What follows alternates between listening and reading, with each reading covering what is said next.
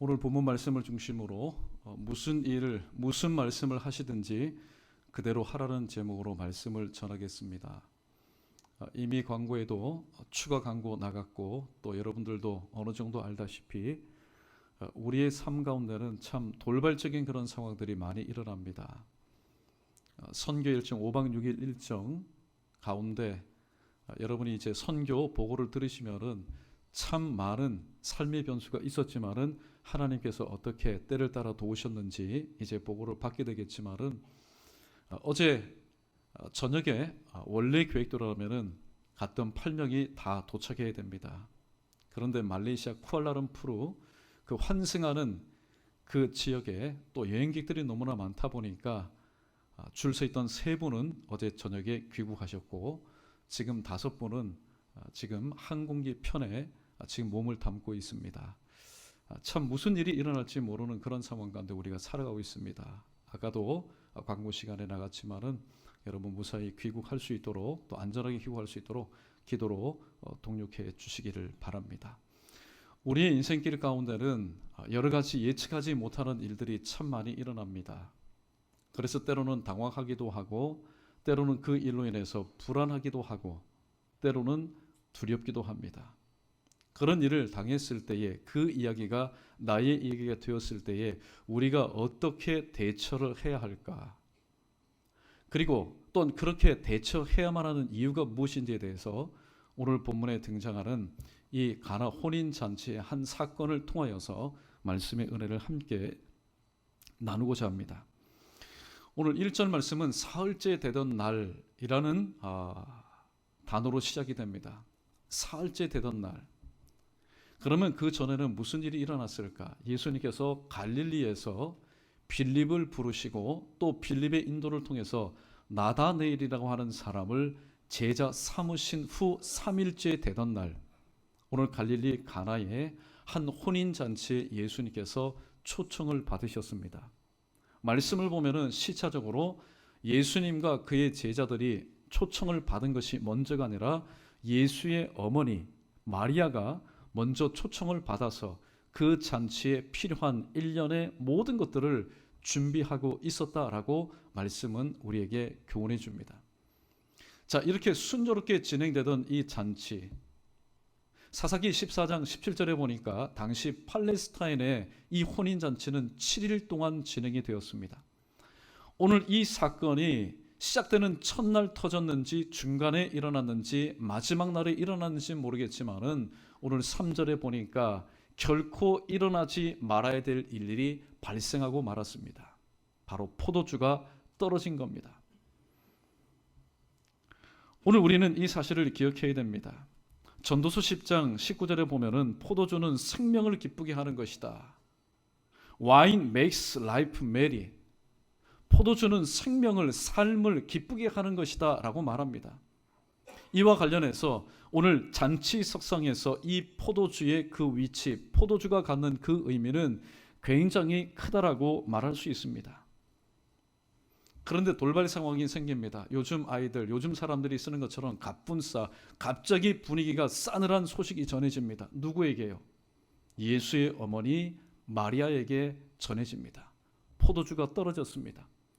일찍이 이 잔치 석상 가운데 와서 모든 것들을 꼼꼼히 체크하고 또 체크하고 또 체크했던 예수님의 어머니 마리아가 지금 이 되어진 일을 놓고 지금 어떻게 해야 될지 난감한 가운데 있습니다. 심각한 문제입니다. 신랑 측에 있어서는 수치입니다. 우리나라도 마찬가지 않습니까? 전치 석상에 음식이 남는 것은 아무런 문제가 되지 않습니다. 왜냐하면 그동안에 수고했던 분들 이렇게 요만큼 싸가지고 가면 되기 때문에. 그런데 무엇이라도 하나 모자라면은 대번에 욕을 먹습니다. 아마 이 상황을 볼 때에 이런 얘기가 오고 가지 않았을까요? 거봐라, 내가 좀 더 준비하자 그랬지 않았느냐? 좀 더 담그자고 하지 않았느냐? 그런데 왜 내 말 듣지 않고 그만큼 담가가지고 지금 이 포도주가 모자라느냐? 아마 이 잔치 석상에서 특별히 그 주방에서 여러 가지 말들이 많이 오고 왔을 겁니다. 우리가 여기서 기억해야 될 것은 문제 상황이 발생됐을 때, 특별히 돌발 상황이 발생했을 때 두 가지의 부류의 사람들이 나타나더라는 것입니다. 첫 번째는 매우 당황하는 사람이 있습니다. 누가 당황할까요? 바로 예수님이 안 계시는 것처럼 그 일을 듣고 판단하고 생각하고 말하고 행동하는 사람. 그 사람은 돌발 상황으로 해서 당황할 수밖에 없습니다. 불안할 수밖에 없습니다. 오늘 우리는 이 사실을 알아야 됩니다. 지금 성경에 보면은 1절과 2절에 예수님의 어머니도 거기에 계시고 예수님과 그의 제자도 잔치에 초청되었다라는 얘기는 지금 그 현장 가운데 예수님도 분명히 계시는데 돌발 상황으로 해서 당황하는 사람은 예수님이 지난주 말씀처럼 아니 계시는 것처럼 그렇게 여기면서 행동하기 때문에 당황할 수밖에 없습니다. 그러나 또 한 부류의 사람은 예수님을 찾는 사람입니다. 누구처럼요? 오늘 마리아처럼, 예수님의 어머니 마리아처럼. 문제의 현장에는 항상 문제만 있는 것 아닙니다. 만약에 믿음의 사람이 실족하는 이유는 뭐냐? 문제의 현장에는 지금 내가 감당하지 못하는 문제거리만 있다라고 생각하기 때문에 믿는 사람들조차도 그 되어진 일들을 통하여서 실족할 수밖에 없습니다. 그러나 우리는 스스로 이렇게 제대로 된 믿음의 질문을 던질 수 있어야 됩니다. 문제의 현장 가운데는 누가 계시느냐? 문제의 현장 가운데는 누가 계시느냐? 예수님을 찾는 사람은 믿음의 눈으로 바라보는 사람들입니다. 그래서 시브리서 12장 2절 상반절에 보면은 시브리서 기자는 오늘 또 믿음 생활하지만은 돌발적인 상황으로 인해서 어찌할 줄 모를 때에 바로 이분을 바라보라고 말씀합니다. 믿음의 주여 또 온전케 하시는 이인 예수를 바라보자라고 교훈하고 있습니다. 한마디로 말씀드리면은 돌발 상황이 일어날 때는 예수님을 찾는 사람이 있어야 됩니다. 최소한 단 한 사람이라 할지라도 마리아처럼. 지난 주일 말씀을 인용하자면 예수님을 깨우는 사람이 단 한 사람이라도 그 문제 현장 가운데 가정이면 가정, 교회면 교회, 나라와 민족이면 민족, 공동체면 공동체, 직장이면 직장, 학교면 학교, 내가 발딛고 있는 곳에서 단 한 사람이라도 예수님을 깨우는 사람이 일어나야 됩니다. 시편 108편 2절 말씀 또다시 인용합니다. 내가 새벽을 깨우리로다. 비파야 수금아 내가 새벽을 깨우리로다. 시편 46편 5절 말씀. 새벽에 하나님께서 도와주시겠다고 말씀하셨기 때문입니다. 그런데 우리는 새벽을 잘 깨우기가 힘듭니다. 왜냐하면 잠이 모자라서, 아니면 기도 제목이 없어서. 아닙니다. 우리 모두는 잠이 부족한 사람들입니다. 시간이 철철 흘러넘치는 사람들이 아닙니다. 동시에 우리 모두에게는 하나님만이 응답해 주실 수 있는 하나님의 도심이 아니면 감당할 수 없는 문제거리들, 기도 제목들이 많은 사람들입니다. 그러면 누가 새벽을 깨울 수 있을까요? 잠이 없는 사람? 아닙니다. 바로 하나님만이 나의 기도, 나의 이 모든 상황을 회복시켜 주시고 다시 본래대로 하나님이 원하시는 그 뜻대로 행해 주실 것이라는 믿음과 분명한 인식이 있는 사람. 제자들을 보십시오. 처음에 큰 광풍이 불 때에 그 광경을 보고 그 소리를 들었을 때 그들은 혼비백산했습니다. 우리의 죽게 된 것을, 죽음을 전제하고 주님 앞에 오늘 또 말합니다. 그러나 동시에 주님을 깨우는 이유는 뭘까요? 이 배에서 이 모든 상황을 정리하여 주실 수 있는 분, 상황을 오늘도 종료시킬 수 있는 분은 주님이라는 바로 그 인식을 가지고 있었기 때문입니다. 그렇다면 오늘 본문에서 예수님의 어머니 마리아, 오늘 포도주가 떨어졌다는 사실을 사실 직접 보고해야 될 직 라인이 누굽니까? 핫 라인이 누굽니까? 그는 연회장입니다. 왜냐하면 연회장은 연회 안에서 일어나는 모든 일들을 책임지는 사람이기 때문에. 그런데 연회장에게 말하지 않습니다.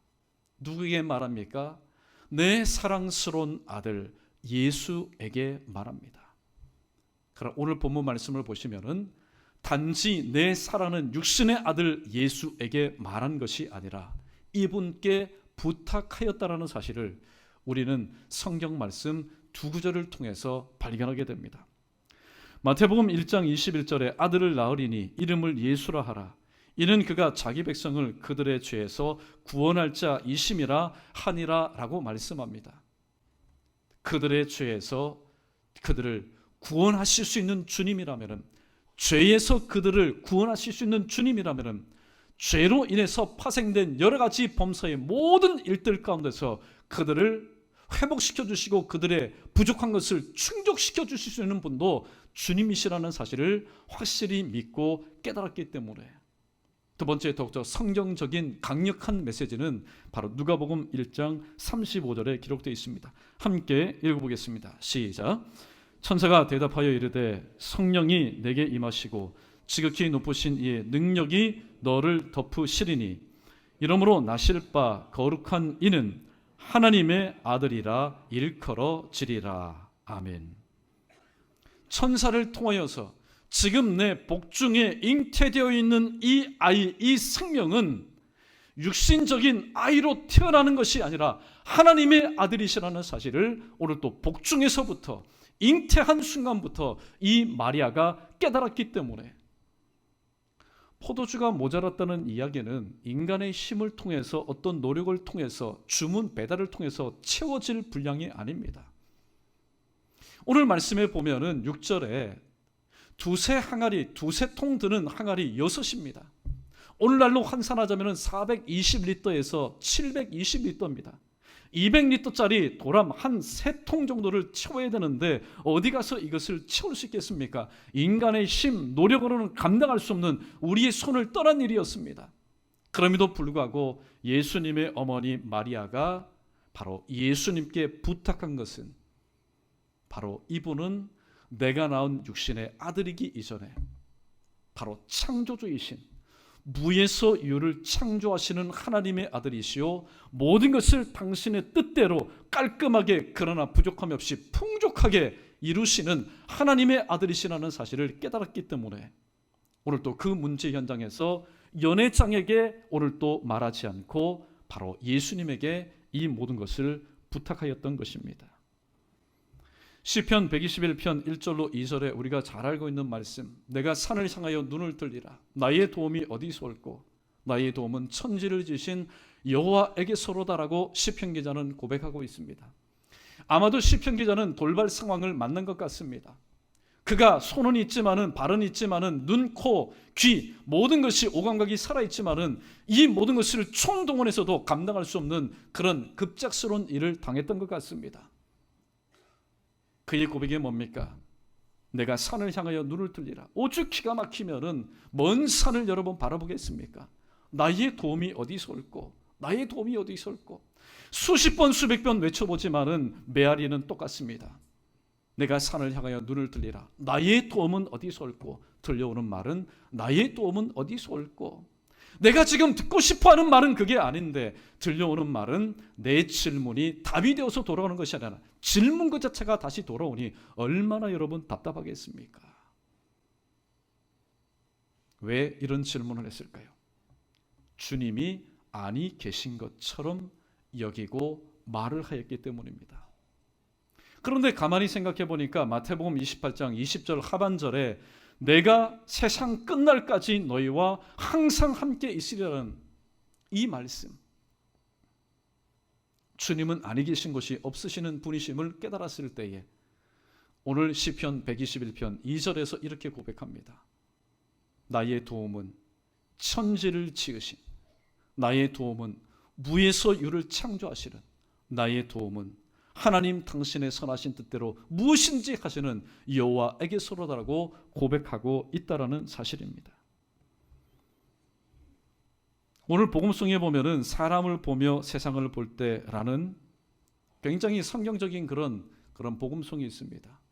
사실 우리가 사람을 기대하게 되다 보면은 어떤 일들이 일어날까요? 자녀에게도 마찬가지고 기대가 크면 클수록 또 커지는 게 있습니다.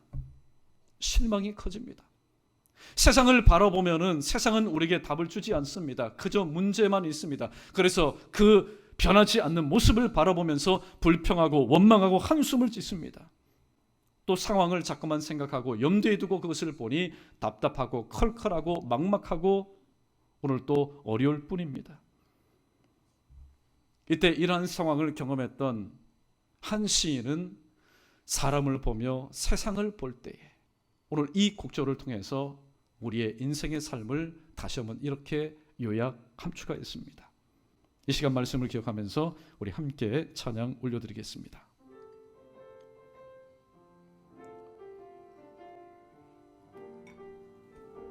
좀 빨리 부릅니다. 사람을 보며 세상을 볼 때 만족함이 없었네. 나의 하나님 그분을 뵐 땐 나는 만족하였네. 저기 빛나는 세상을 보라. 또 저기 서 있는 산을 보아라. 천지 지으신 우리 여호와 나를 사랑하시니 나의 하나님 한 분만으로 나는 만족하. 사람을 보며 세상을 볼 땐 만족함이 없었네. 나의 하나님 그분을 뵐 때 나는 만족하. 동남풍아 불어라. 동남풍아 불어라. 서북풍아 불어라. 가시밭의 백합화 예수 향기 날리니 할렐루야 아멘. 가시밭의 백합화 예수 향기 날리니 할렐루야 아멘. 할렐루야. 오늘 사람을 바라보고 세상을 바라보고 상황을 바라볼 때는 조금 전에 언급한 것들처럼 내 마음을 시원케 하는 일들이 아니라 설상가상, 엎친 데 겹친 격에 삶의 무게를 더욱더 가중시키는 그런 일들이 참 많이 있는 것을 바라보게 됩니다. 그러므로 오늘도 돌발적인 상황, 위기의 상황이 있을 때는 예수님이 아니 계시는 것처럼 여겨서 당황하는 저와 여러분 되지 마시고 오늘 이 모든 상황조차도 허락하신 그 상황 가운데서 오늘 또 나의 모든 형편을 아시고 또 이 모든 나의 부르심을 들으시고 또 나의 모든 것을 바로 아시는 그 주님을 찾으며 그 주님 앞에 우리도 이 모든 것을 맡겨드릴 수 있는 우리 모두 되기를 주님의 이름으로 축원합니다. 4절 말씀 보면은 오늘 주님께서 어머니의 간청이라면은 그동안 30년 동안 어머니를 순종하면서 효를 다했던 예수님이라면은 뭐 그렇게 어려운 부탁이겠습니까? 그런데 오늘 4절 말씀에 보면은 오늘 예수님께서 점잖하게 거절하시는 모습을 우리는 발견하게 됩니다. 4절 말씀 함께 읽어보겠습니다. 시작. 예수께서 이르시되 여자여 나와 무슨 상관이 있나이까 내 때가 아직 이르지 아니하였나이다. 아멘. 귀나이 여인이여 여자여. 오늘 어떻게 보면은 어머니를 향해서 여자여 라고 말하는 게 우리 국역 번역, 우리 한국 사람의 인식으로는 굉장히 좀 불공정한 그런 호칭으로 여겨질 수 있습니다. 그러나 당시 헬라 문화에서 이 귀나이라는 호칭은 왕이 왕비를 부를 때에 아주 사랑스럽고 자애로운 마음으로 부를 때에 바로 호칭했던 단어가 이 귀나이라는 단어입니다. 어머님이여, 오 나의 어머니여, 아직 내 때가 이르지 않았습니다. 때 호라. 그때는 무슨 때입니까? 내가 고난을 받고 십자가에 못 박혀 죽음으로 인해서 하나님 아버지의 뜻을 이룰 때가 아직 되지 않았습니다. 어머니의 그 간청을 오늘도 거절하는 예수님의 모습을 발견하게 됩니다. 예수님이 그렇게 말씀하셨음에도 불구하고 오늘 예수님의 어머니 마리아는 5절에서 그의 하인들에게, 그 하인들에게 이렇게 말합니다. 너희에게 무슨 말씀을 하시든지 그대로 하라라고 부탁하고 있습니다. 그 하인들에게, 하인은 둘로이, 노예, 종을 의미하는 것이 아니라 바로 디아코노스, 예수님의 어머니 마리아와 함께 이 잔치석상에 필요한 모든 것들을 돕는 헬퍼, 바로 동력자를 의미하였습니다. 그들에게 던진 주문이 뭡니까? 바로 주님께서 무슨 말씀을 하시든지 그대로 하라는 주문을 하고 있습니다. 예레미야 42장 6절에 보면은 말씀 순종에 관한 아름다운 능력의 말씀이 기록되어 있습니다. 우리가 당신을 우리 하나님 여호와께 보내면 그의 목소리가 우리에게 좋든지 좋지 않든지를 막론하고 이해가 되든지 이해가 되지 않든지 내가 수용할 수 있든지 수용할 수 없든지 간에 막론하고 순종하려 함이라. 우리가 우리 하나님 여호와의 목소리를 순종하면 우리에게 복이 있나이다 하리라 라고 말씀하고 있습니다. 오늘 주님께서 어떤 말씀을 하실지 오늘 이 마리아는 그 하인들에게 무슨 말씀을 하시든지 그대로 행하라고 오늘 또 말하고 있습니다. 그런데 6절에 보니까 지금 포도주가 모자라는 상황, 아마도 그 독 가운데 포도주가 다 떨어진 것 같습니다. 6절 말씀을 보시면은 거기에 유대인의 정결 예식을 따라 두세 통 드는 도랑알이 6이 놓였는지라. 소두에 말씀드린 것처럼 420리터에서 720리터 어마어마한 그 돌덩어리 가운데 우리도 이 돌덩어리는 무엇을 의미할까요? 하나님께서 항상 기적을 일으키실 때는 그 현장, 문제 현장 주변에 있는 것들을 가지고 역사하신다는 사실을 말씀하고 있습니다. 요한복음 6장은 오병이어의 기적의 사건이 기록이 되어 있습니다. 오병이어의 기적의 그 사건, 그 굶주리고 있는 그 현장 가운데 주님께서는 그 현장 저 밖에 있는 어떤 것들을 가지고 와서 기적을 일으키지 않았습니다.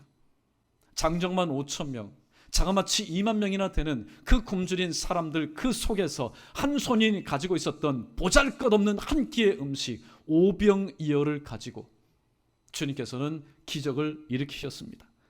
열왕기상 17장에 사렙다 과부의 집에 무엇이 있었겠습니까? 오늘 한 끼를 만들어 먹고 이제 죽겠다 하는 그 집안에 무엇이 있었겠습니까? 그러나 하나님께서는 엘리야를 통하여서 특별히 이 사렙다 과부의 집에 있었던 한 움큼 되는 가루와 병에 든 조그마한 기름을 가지고 그 가뭄이 떨어질 때까지 그 가정 가운데 음식이 떨어지지 않는 기적을 베풀어 주셨습니다. 오늘 여러분에게는 무엇이 있습니까? 하나님께서 여러분을 통하여 기적을 일으켜서 하실 때 여러분에게는 무엇이 있습니까? 하나님, 저 드러낼 것 없습니다. 여러분, 하나님께서는 기적을 일으키실 때 우리의 생각 밖에서 역사하시는 분이십니다. 우리 주변에 있는 사소한 것들, 나는 평상시에 신경도 쓰지 않았던 것들, 눈길도 주지 않았던 것들을 통해서 하나님은 하나님 당신의 뜻, 기적을 일으키신다는 사실을 말씀하고 있습니다. 계속해서 7절과 8절 말씀을 보면은 예수님의 말씀과 하인들의 순종이 이렇게 기록되어 있습니다. 예수께서 그들에게 이르시되 항아리에 물을 채우라 하신즉 아기까지 채우니 이제는 떠서 연회장에게 갖다 주라 하심에 갖다 주었더니. 7절과 8절 말씀 우리는 아무런 부담이 없이 우리는 이 말씀을 읽고 지나갑니다. 왜냐하면 나는 그 현장에 있었던 하인이 아니었기 때문에. 만약에 내가 그 현장에 있었던 하인이라면 주님께서 물을 떠서 항아리에 채우라고 얘기했을 때 오늘 똑똑한 우리, 나름 똑똑한 우리는 이렇게 반문할 겁니다. 주님, 지금 이 잔치석상에 떨어진 것, 필요한 것은 포도주이지 물이 아닙니다.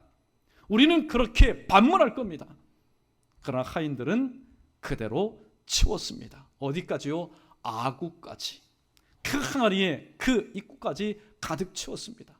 연회장에게 갖다 주어라. 만약에 우리가 하인이었다면 또 이렇게 여러분 반색하면서 거부권을 행사했을 겁니다. 왜냐하면 지금 이 항아리에 부은 것은 분명히 물인데, 내가 떠서 주는 것은 물인데, 오늘 잔치 석상에 필요한 것은 포도주인데 물을 갖다 주면은 연회장에게 혼날 것, 연회장에게 퇴짜 맞을 것은 분명한데, 그것은 우리의 생각입니다. 믿음 없는 우리의 생각입니다. 그래, 본문에 등장하는 이 하인들은 그렇게 하지 않았습니다. 주님께서 물을 부어라. 예, 물을 찰찰찰찰 넘치도록 부었습니다. 연회장에게 가서 떠다 주어라. 예, 연회장에게 갖다 떠다 주었습니다. 오늘 이 하인들은 어떤 순종을 하였습니까? 무조건적인 순종, 즉각적인 순종을 통하여서 오늘 연회장이 깜짝 놀라는 일이 일어납니다. 물로 된 포도주를 맛보고 세상의 이치가 이게 아닌데, 처음에는 좋은 것을 주었다가 나중에 취한 데는 나쁜 것, 하급, 하지를 갖다 주는데, 이야, 신랑을 불러서 칭찬을 합니다. 변함없이 좋은 것을 공급하는, 그래서 연회장이 흐뭇해합니다. 오늘 우리는 이 정도 되면은, 야, 우리의 모든 시선을, 초점을 바로 여기에 우리는 맞출 겁니다. 9절에 기록된 이 말씀, 연회장은 물로 된 포도주를 맛보고, 야, 나의 삶 가운데도 물로 된 밋밋한 내 인생이 포도주 같은 발작한 인생이 좀 되었으면 좋겠다. 우리는 여기 기적에만 온통 우리는 초점을 맞출 것입니다. 그러나 오늘 본문을 기록한 사도 요한의 초점은 다릅니다. 우리의 혹시 물로 된 포도주에 맞춰져 있는 초점을 오늘 11절 말씀으로 초점을 다시 한번 변경시킬 것을 이와 같이 권면합니다. 11절 말씀 함께 읽어보겠습니다. 시작. 예수께서 이 첫 표적을 갈릴리 가나에서 행하여 그의 영광을 나타내심에 제자들이 그를 믿으니라. 아멘.